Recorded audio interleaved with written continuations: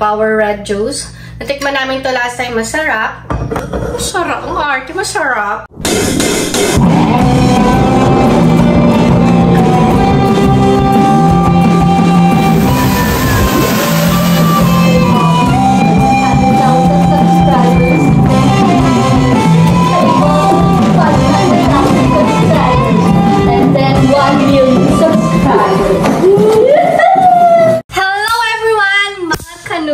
We're back! Joke lang. Hindi na ako sanay. So, yan. Nag-Trader Joe's tayo. Mga kanuyog. Yan. Tatlong bag to, mga kanuyog. So, let's see kung anong nabili natin for today. So, yan. Titikman natin itong blue corn tortilla chips. Yan. At syempre, dahil chips nga siya, tortillas, meron siyang, so try natin itong corn and chili or chili tomato-less salsa. So, yan. Ita-try natin siya, mga kanuyot. Let's see kung masarap. Char.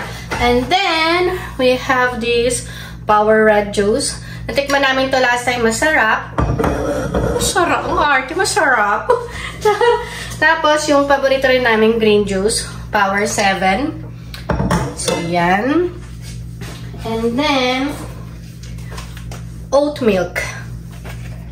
Tapos, may nakita kami doon. Maganda kasi yung bote. Gagawa kami ng suka.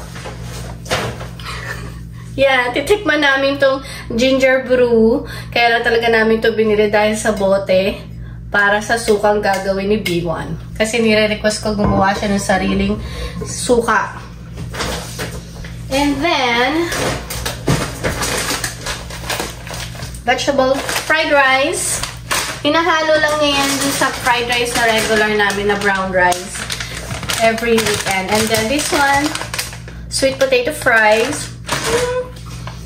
Sweet. And then, susubukan namin itong cheese-filled piacetti with pink sauce. So, yan. Na-try na namin yung mga Alfredo nila. Masarap, as in. Pag nagka-chance tayo, iluluto ulit ni B1 yun, and then papakita namin sa inyo yung mga nabibili namin at natitikman namin sa Trader Joe's na mga easy or ready to cook na mga pasta. Or kung ano-ano pang anek. Tapos ito yung garlic pasta, hindi pa namin ito natitikman ni B1. So we'll see kung masarap, and then papaalam ko sa inyo. Vlogger eh, charot!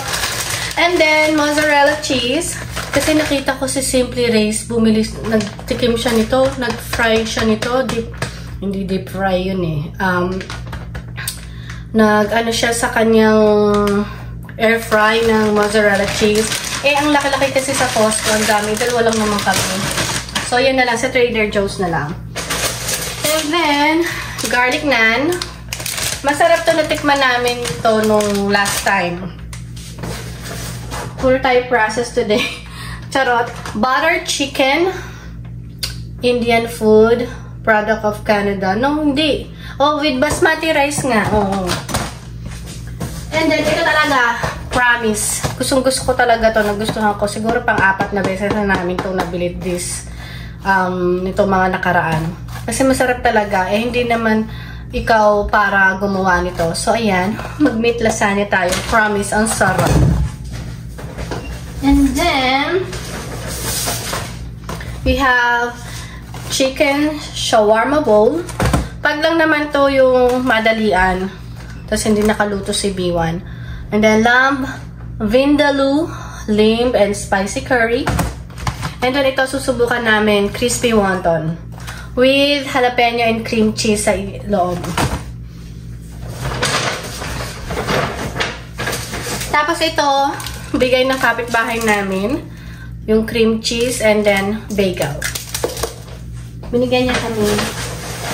Favorite naming kapitbahay din. And then look, may linalabas sila, Trader Joe's. Tatlo yung binili namin. Tapos, we've got the organic banana.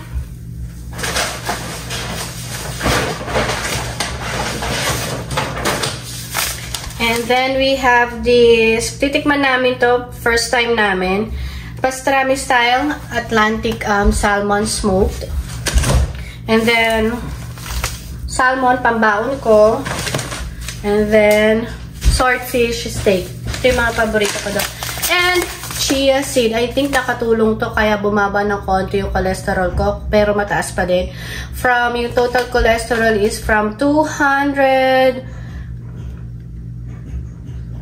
plus, 33 or 32 to 204 na lang. Konting kembot na lang. Manonormalize na natin siya.